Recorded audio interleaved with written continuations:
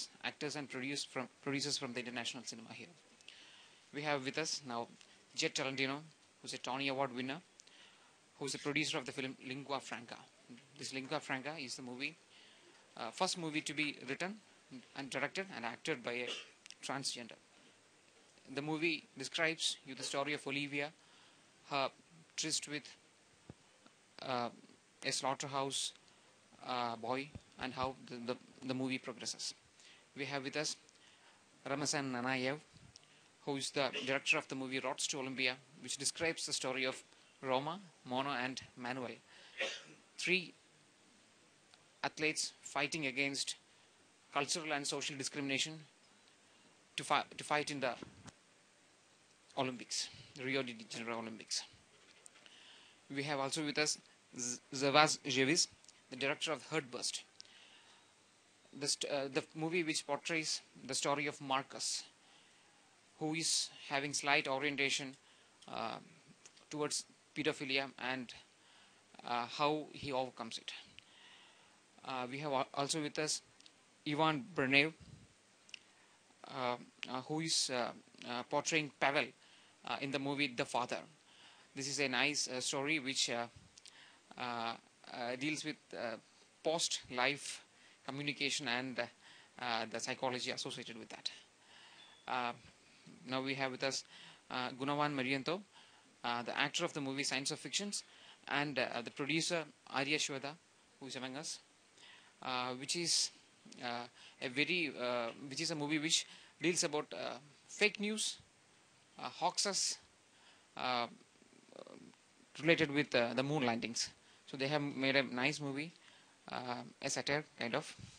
So first, Jet, this movie by Isabel Sandoval, which you have produced, being the first of many kinds, how do you feel about that?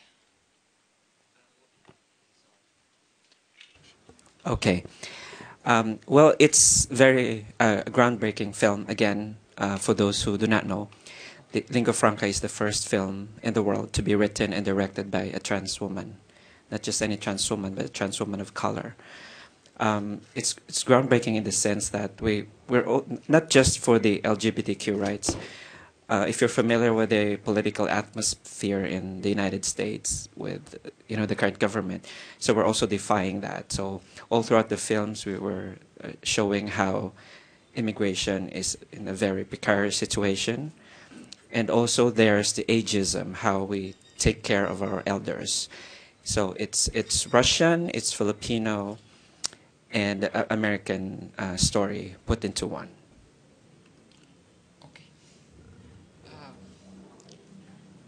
Roads to Olympia is one movie in which we can easily relate with how we fight cultural oppression, gender discrimination to come to the top of the world. So what motivated you and your Beacon Foundation to come up with such a movie? Can you please elaborate on that? Sure. Roads to Olympia is a very personal story. It was inspired by my experiences as an athlete, but also by those who are very close to me. It was my dream to be an Olympian. But in high school, my senior year, when I was ready to go to college and compete at the higher level, I've learned that I was an undocumented immigrant living in the United States. And most of the scholarships and grants that I received, I couldn't accept because of it. So that led me to drop out of college and indirectly brought my athletic career to an end. So at that point, I concentrated on my filmmaking career, and I decided to tell a story of athletes who wanted to make it to the next level of competition, but the competition wasn't their biggest obstacle. It was the things that they dealt with on a cultural, societal, and socioeconomic level. And in the film, each story was inspired by, the Russian story was inspired by my best friend who was a gay closeted athlete, and I've seen he struggled to come into terms with his sexual identity. I was born into a Muslim family, and have seen how my sister was treated differently than that was. So that inspired the Saudi story. And in Brazil, Afro-Brazilian character is trying to get his mother out of poverty. And that story was inspired by my upbringing in Russia. My parents lost their jobs after Reconstruction and never really recovered. So I grew up in a community where kids didn't have much access to opportunity. Also, the CEO of Beacon Revolt. Yes. So, can we know more about that? Sure. Beacon Revolt is a production house that produces impact-driven films, where we're not only trying to make films to entertain our audiences, but also use the films as a way to support NGOs that are doing amazing work and tackling social injustices and inequalities around the world. So Rossi Olympia is a perfect example of such film where we want to use it as a call to action and tie it to a social good campaign that will be released at the same time as the film early next year. Okay, great. Thank you for the information. Hello, Mr. Shevis. Your movie which deals with life, afterlife, apparition. In fact, that's the name of another movie that you have done. So can we know more about your movie, Father?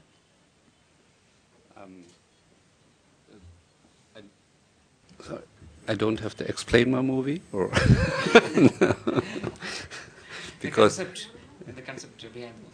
yeah, if you ask me what motivated me, it's yeah, I like doing movies about our outstanding characters, outsiders, and so we have this topic about a pedophile, in a lot of movies, but we know exactly then who is the good guy and who is the bad guy, and I wanted to make a movie about a pedophile from his perspective, and to show a human being. So Marcus, after a life of being an architect, he slowly reconsents himself into a sexual offender, or is it part of a normal psychological evolution? I didn't get this. The main protagonist of your movie, Marcus, right? Yes. How he transitions from his life as an architect to a person who involves in pedophile. There's no transition. That's what the movie shows, because it's given. It's natural given, and no one can do anything about it.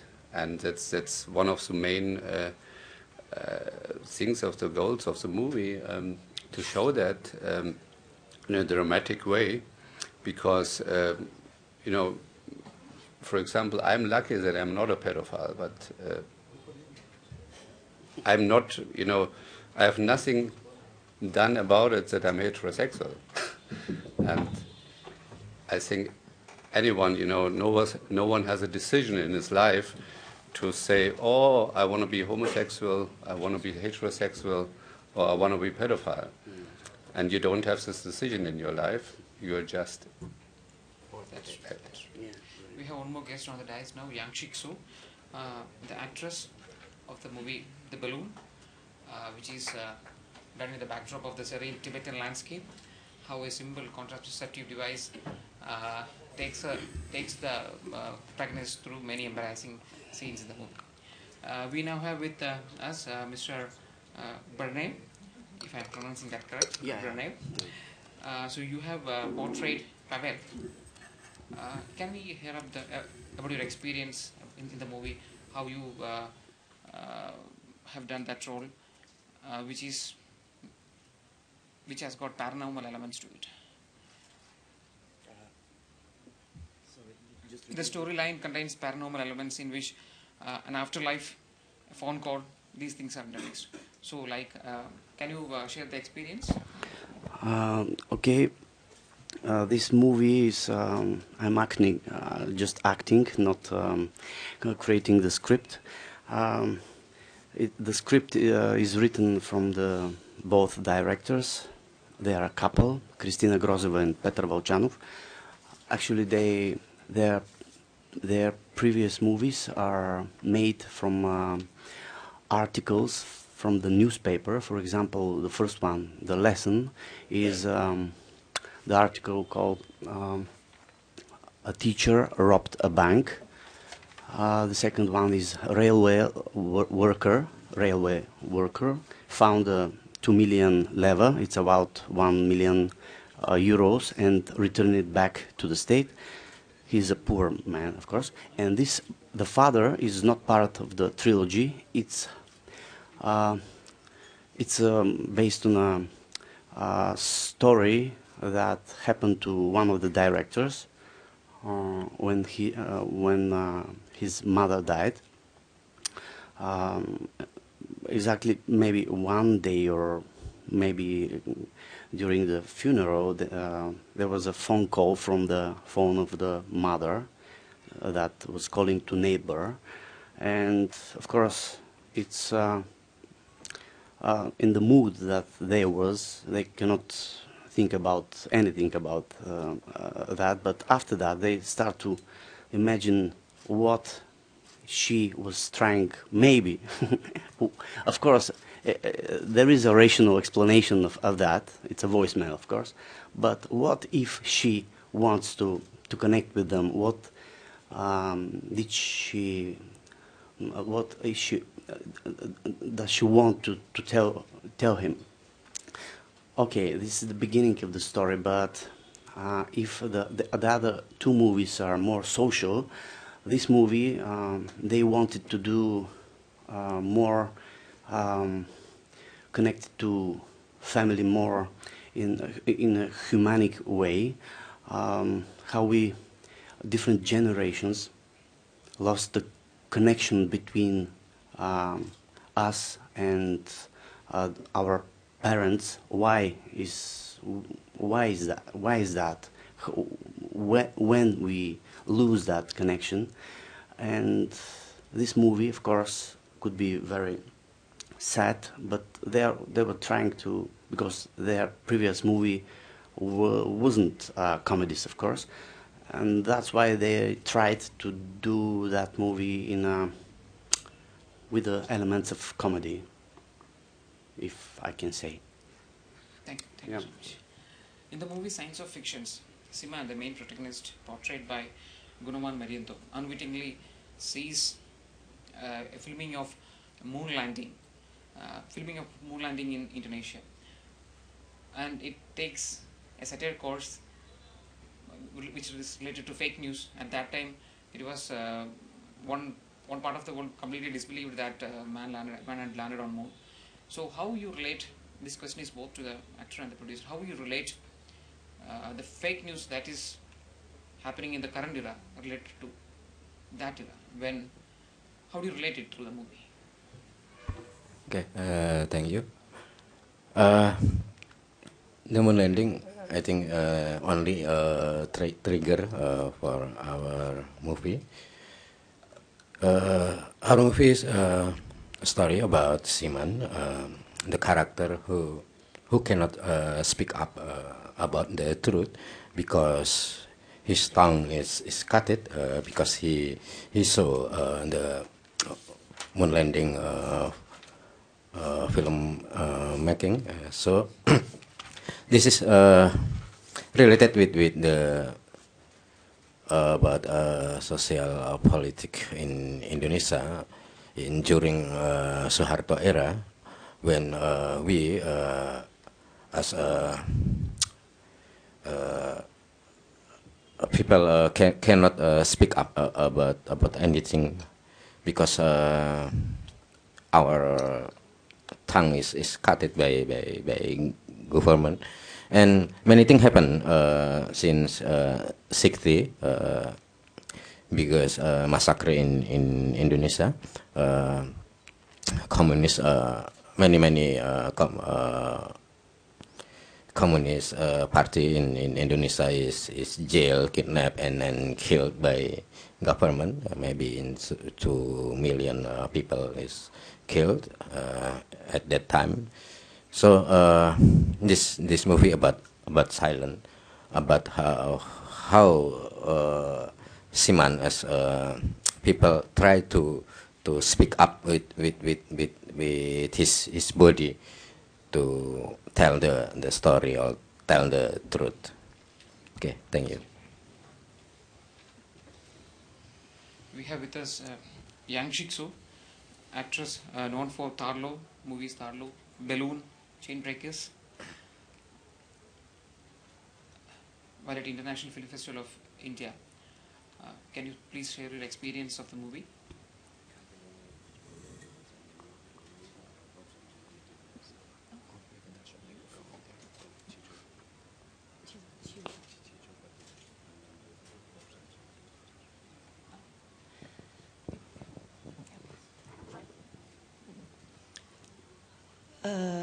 Nyanyong zina da chowa gi nyanyong da zu zri dina nga rani loni gang ina loni machi gong na di chowa gi nyanyong da dilan iju horna da tang loni gang wal dina ngi ani jumu ji chawa di gomba songi ni gomba ni nima mozi di ji jumu chu gu chowa gi nyanyong di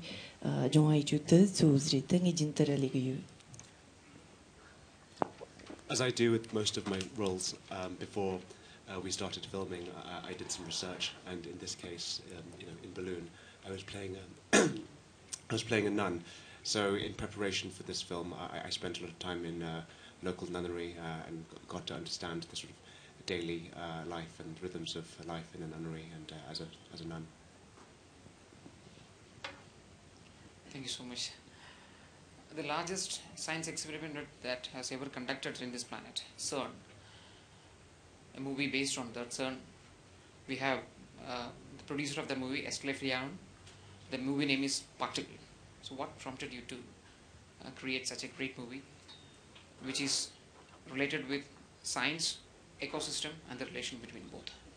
Can you give a brief about your movie here for us? Hello.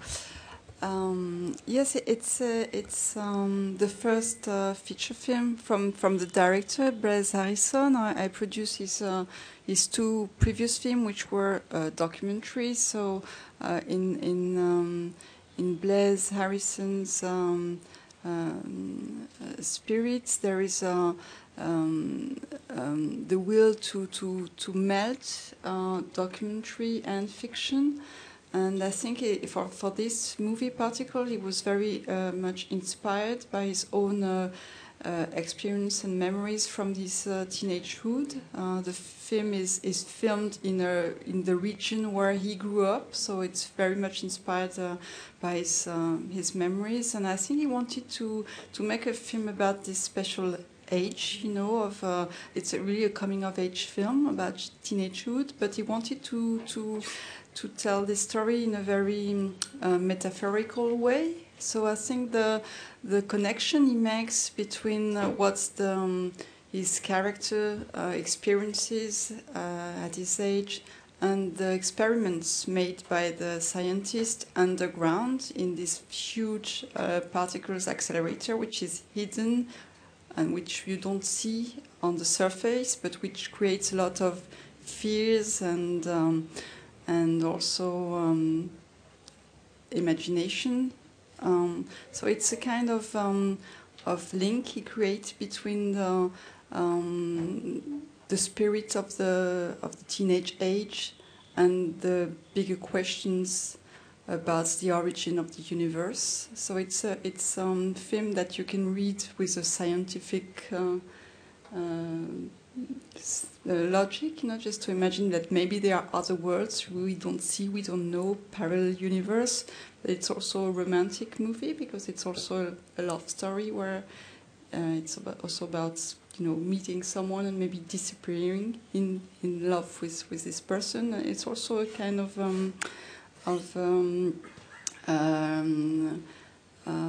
more how do I say metaphorical thing about the metaphysical film, but what are we how we are part of a bigger universe.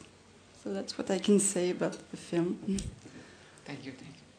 We have two producers here with scientific movies. 2019 being the 50th year of the moon landing, we have one producer and actor which have come with a movie on moon landings related with fake news. With your permission, I would like to play a small clip which shows that moon landing was not fake. I'll show you the real clipping of the Apollo 11 rocket launch after 50 years. Please turn off the lights.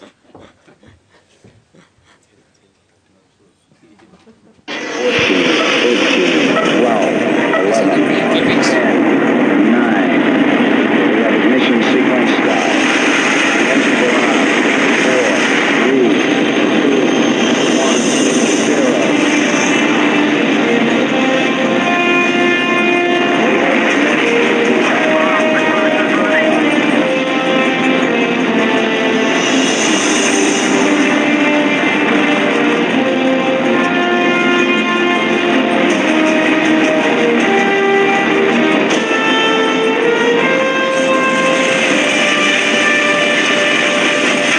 Sideways shaking was unbelievable.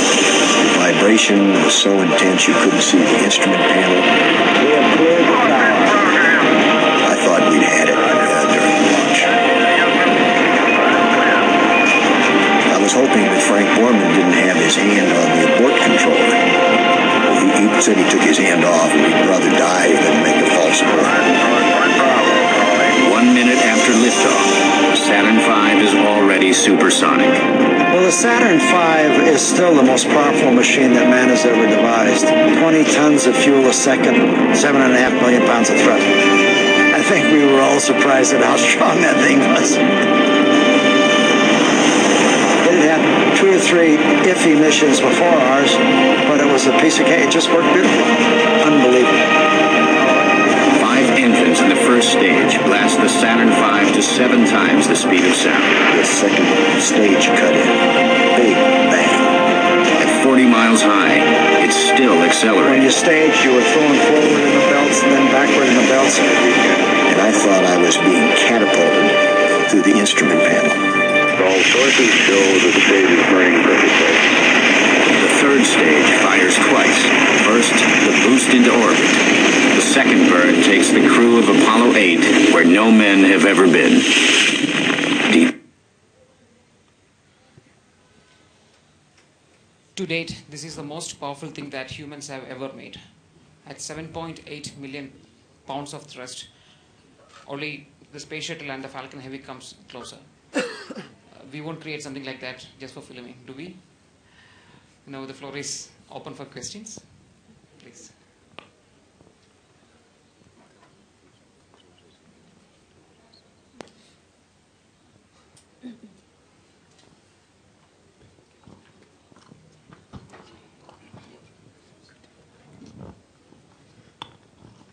The question is for Mr. Tolentino.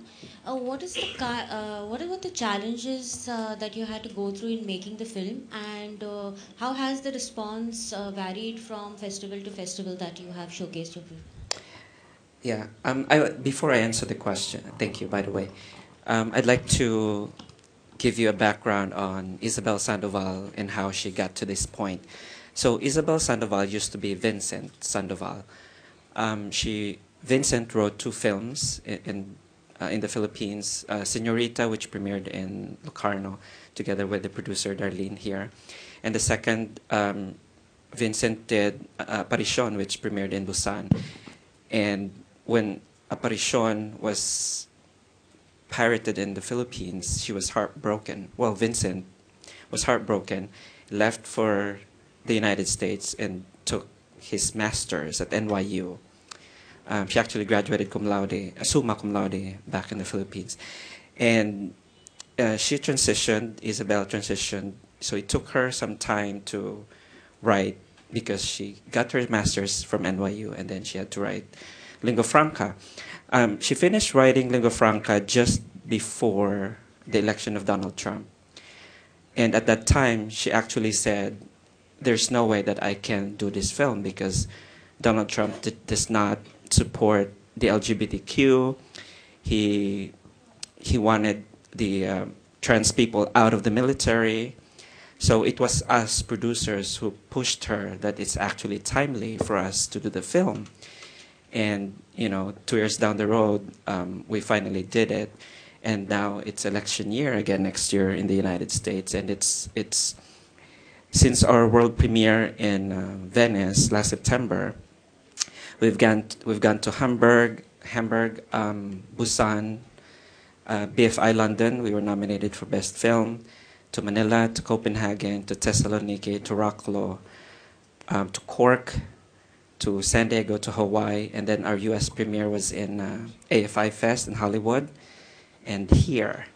So it's an overwhelming support because, again, the film is multifaceted, not just, as I mentioned earlier, just for immigration, but for the trans community. And there's also the aging of immigrants. Lingua franca, as it means, is actually a bridge language between two speakers. But with the film, it's actually a matter of what's not spoken. Because Isabel concentrates on not the heavy political side of the film, but also she made a film with lyricism and poetry. If you've seen it, it's a slow cinema, but it's what you can see, not what you can hear or what's said, between a love story of this homophobic Russian immigrant who fell in love with a trans woman and he didn't know that she was trans. And so far, the challenge was only when it's the political side of it, that Isabel felt that it wasn't the right timing to make the film. But the reception in every festival has been overwhelming. And we just won Best Film last night in Paris. Wow. Thank you. Hi, this is Alfie for All India Radio. Ivan Bardnev, I'm sure you've been told that Daniel Craig looks like you. Yeah. Okay. So, so my question is to all the three actors. How do you say yes to a role? Is it based on the script? Is it because of the name of the director, or is it the length of your role that helps you to make your choice?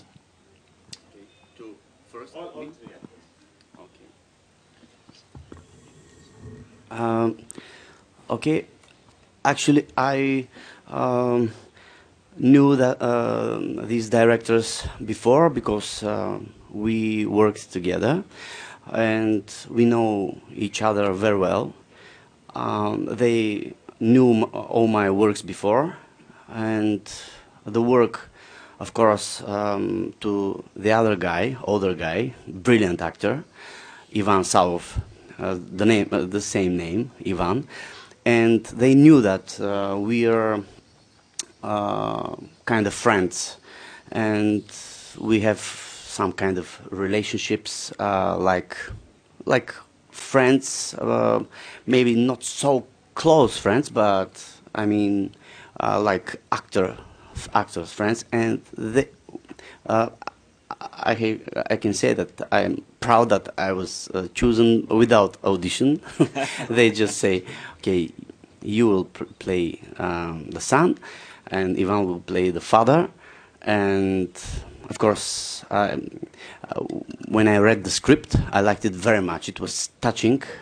A lot of things after that, not so many, but change after the editing, of course, but still. Just when I read the script was brilliant, really touching. I was crying after that. I mean, during the reading, I was just have one question. I said, "Who is the father? Please tell me." And of course, very clever answer of the directors. They said to me, "You are the father," and they said to him, "You are the father. Don't worry." Because at the end of the movie, I said I will become a father. So no, I will return back. It's honor to work with them because their they leave your acting in. They leave a lot of space of free improvisations. For example, I cannot say that it's improv, but the sequence that I realized when I stopped his car, I realized that I'm with slippers. It wasn't on the script that I'm just without my shoes. And we shot it, and of course we continued to the other sequences. But I realized that I'm with slippers. I said, please, we have to shoot something that, because when we watch the shot, it's they say, okay, continue with slippers. And I say, but it's the beginning of the story. I have woods, I have driving, I have a lot of things to do. No, please continue with slippers. So I think this is just one example how they just follow the life events of the things. And I cannot say that I was preparing a lot of for the role, because I know my father. I mean, I know the other actor. I knew that he's brilliant actor, and the other side he's a crazy guy. They use it very well. I mean, crazy guys in a good way. And without preparation, I mean, because you cannot prepare for that role. I mean, you just start to maybe just during the acting, I would start to realize what is my relationship to my mother and father. I start to think about it's the opposite. Actually, my relationships with my father and my mother are great. They are they live now. They live in Bulgaria and different city. But the opposite, I just start to think what I will miss when they go away. So that kind of things and thoughts. Okay, thank you for the question. This is my second movie with my director, Anggi Nun, Joseph Anggi Nun. And I love his movie because always poetic and political. And actually, I'm not a movie actor. I'm a stage actor from theater. I'm theater director and a poet. My first movie with Anggi Nun is about a missing poet in Indonesia during Soeharto's era, and I very love with his story, his perspective about that. And then this in my second movie with Anggi Nun, he give me more space, and for me, Anggi give me some maybe similar with stage. I have as an actor, I have more freedom to move, and because in this the science fiction, I have no line all the movie, so I use my body to communicate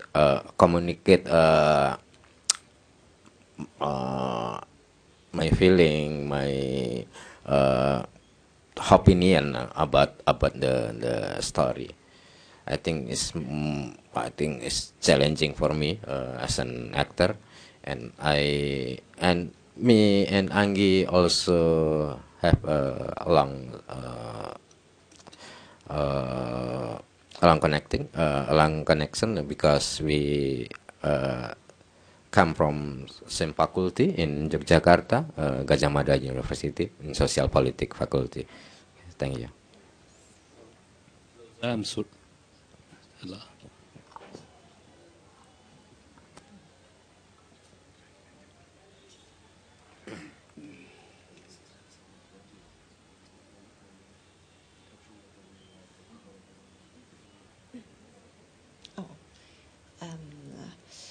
nga joni tsunina tomar ngi cheli lemare Tini nge nga chatumba mare nge cheli yang ti jela jongo chechu bare.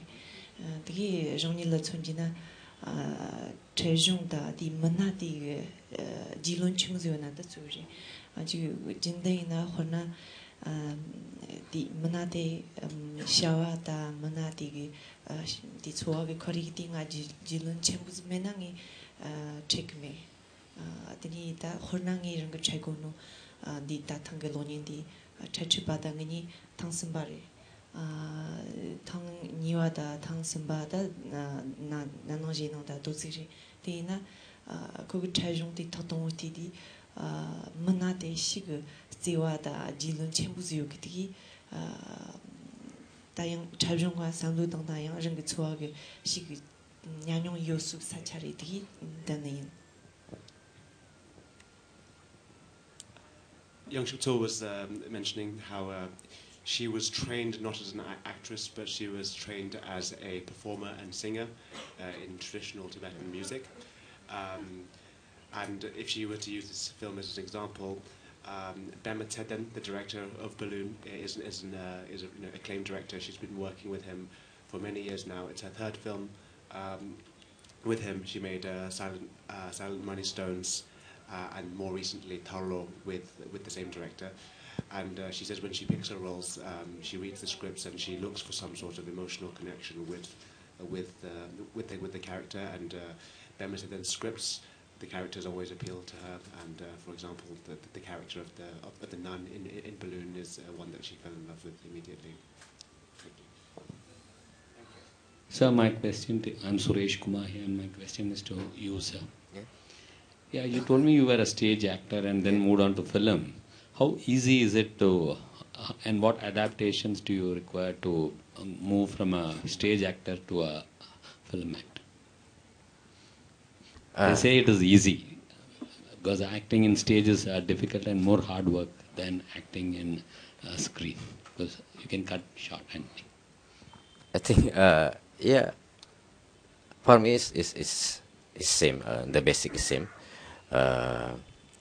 I use my body, my vocal to express my emotion, but maybe the differences is about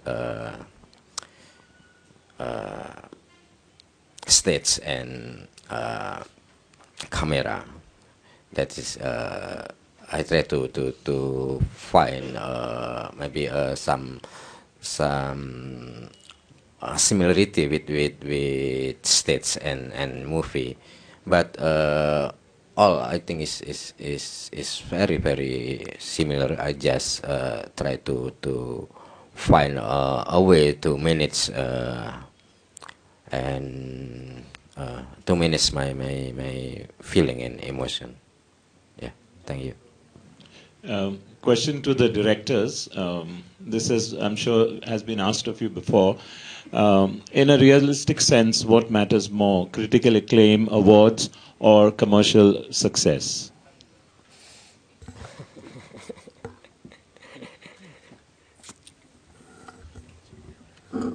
I think the most of the directors are really interested in both. But I don't think that's the goal. For me, it's not the goal. You know, I just wanted to make a story that I think and I found it's very interesting, and I wanted to find out more about this character also. And then at the end, if there comes out awards and commercial success, that's fine, but that's not the motivation. I would say that the most important thing for me is to connect with the audience, create a meaningful connection where audience can empathize and relate to the characters and kind of see themselves in those shoes. When that happens, I think the rest takes place anyway. Just a follow-up question to you, sir. You are training to be an Olympian. I'm sure it's cinema's gain and the Olympics' loss that you are now pursuing your career. But the preparations that you made as an athlete, how has that in any way helped you or influenced what you are doing now? Certainly. So I used to say in high school and college that wrestling was the hardest thing that I've ever done, physically and mentally and spiritually. And then I started making films, and I realized that this is even harder.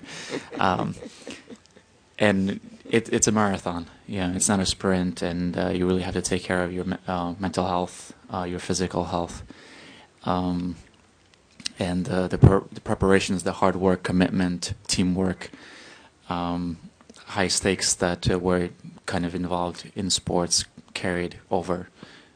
There's definitely many parallels within the two worlds.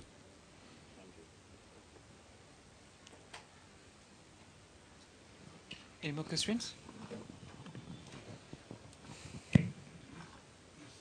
Hi, my name is Ninashka. This question is to Mr. Sevis. Have I pronounced that correct? Yes. Okay. More or less. Okay. So you passed a very unique comment saying that pedophilia is not a choice. You know, you connected it, you compared it to homophobia and all those things. So it's not a subject that is very open. It's not a subject that is accepted, especially with this mentality that it is not something, you know, you said it's not a choice. You're born like that. What was the reaction of the audience all over the world to a film such as this? Yes, it's very interesting. You know, I mean, just to say it again, it's the character in my movie. It's an architect and who is up to young boys, and he likes young boys, but he hates himself for it. He tortures himself, and he doesn't want it. But there's nothing he can do against it, and that's the story of the movie. And I don't know why, but you know, all over the world, the audience is very interested in this movie. They're accepted. They are really. I had great Q&As and was good critics, and so I'm happy about it. I thought really there would be much more wind against this movie, but until now, it's running good. And a lot of people, to be honest, after the festivals, they come to me and they are really thankful that this topic is shown in a movie, because they think it's very important. It hasn't been done like this before, so that makes me happy, of course.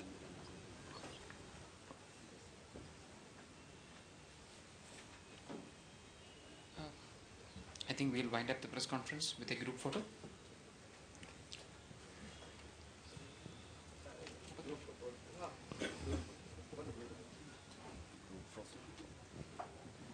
नीचे आ जाएंगे